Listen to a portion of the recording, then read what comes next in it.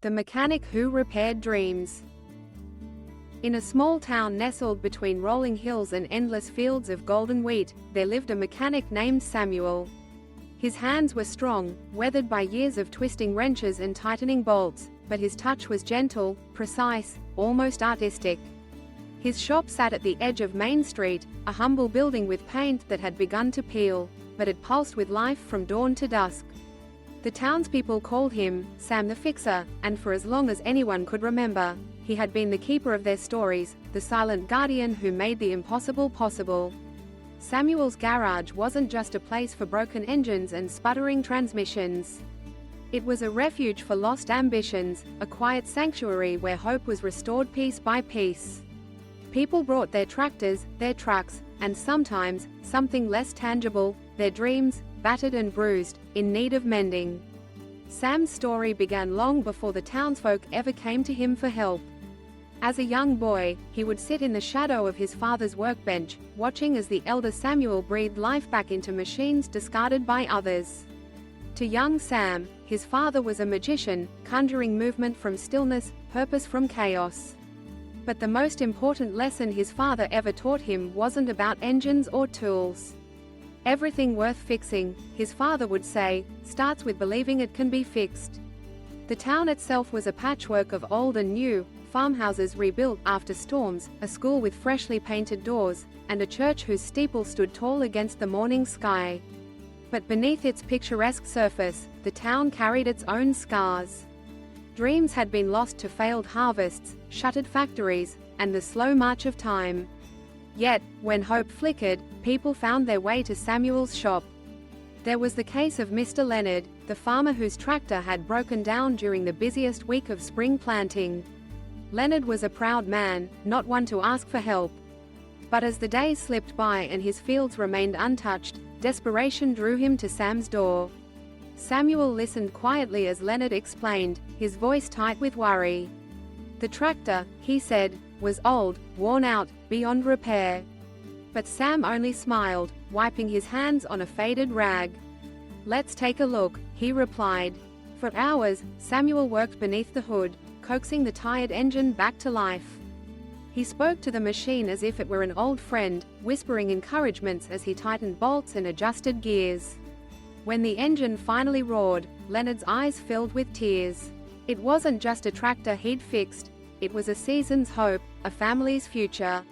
Word spread quickly. Soon, others came to Samuel not just for repairs, but for something deeper. There was Emily, the young artist who had lost her confidence after a string of rejections. She wandered into the shop one afternoon, her sketchbook clutched tightly against her chest. Samuel noticed her lingering by the doorway, unsure of what to say. Instead of asking, he offered her a seat and handed her a box of chalk. "The floor's yours," he said, gesturing to a patch of concrete stained with oil and history. As Emily drew, her lines grew more confident, her colors bolder. Day after day, she returned, transforming the drab garage into a canvas of hope and possibility. Samuel never asked her about her struggles, but he watched as she repaired herself, one stroke at a time. Then there was Diego, a high school senior with dreams of becoming an engineer. His family couldn't afford college, and he spent his evenings helping his father at the local diner. But Diego's curiosity was insatiable. He would linger outside Samuel's shop, peering through the windows, fascinated by the dance of gears and pistons. One evening, Sam found Diego studying a broken carburetor left on the workbench. Without a word, he handed the boy a wrench. "Want to give it a try?" Quote. Diego's hands trembled as he worked, but Samuel guided him patiently, never taking over, only offering gentle nudges when needed. Over time, Diego's confidence blossomed. With Samuel's encouragement, he applied for scholarships, submitting essays that spoke of engines and dreams. The day his acceptance letter arrived, Diego rushed to the shop, waving the envelope with unfiltered joy. "You fixed more than engines," he told Samuel, tears streaming down his face. "You fixed my future." Through these quiet acts, Samuel became more than a mechanic, he became a mender of dreams, a believer in second chances. He saw potential where others saw only ruin, and he gave freely of his time and wisdom. But Samuel was not immune to hardship.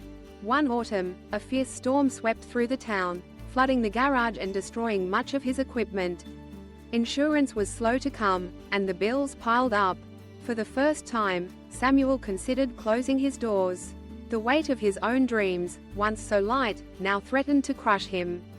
That winter, the townspeople gathered. Leonard arrived with lumber and nails, Emily painted a mural across the battered walls, and Diego rewired the electrical system with newfound expertise. One by one, others joined, bringing food, laughter, and memories of all the ways Samuel had saved them. They worked side by side, warmth and gratitude in every gesture. When the garage reopened in spring, it was stronger than ever, a testament to the power of community, to the belief that no dream is too broken to mend. Samuel never sought recognition. He found his joy in the quiet satisfaction of a job well done, in the knowledge that he had made a difference. He understood that every life, like every engine, had moments of wear and tear, moments when it needed a gentle hand and a patient heart. He believed that hope, once restored, could ignite the most improbable journeys. The lesson Samuel left behind is simple, yet profound. Every dream, no matter how battered, deserves a chance. Sometimes, all it takes is a belief that things can be fixed, a willingness to get your hands dirty, and the courage to keep trying, even when the odds seem insurmountable. In the years that followed, Samuel's legend grew.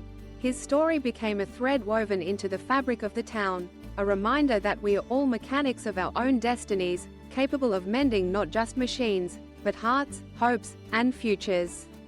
And as the sun set each evening, casting golden light across the hills, the townspeople would pause, listening for the steady hum of Samuel's work, knowing that somewhere, dreams were being repaired, one turn of the wrench at a time.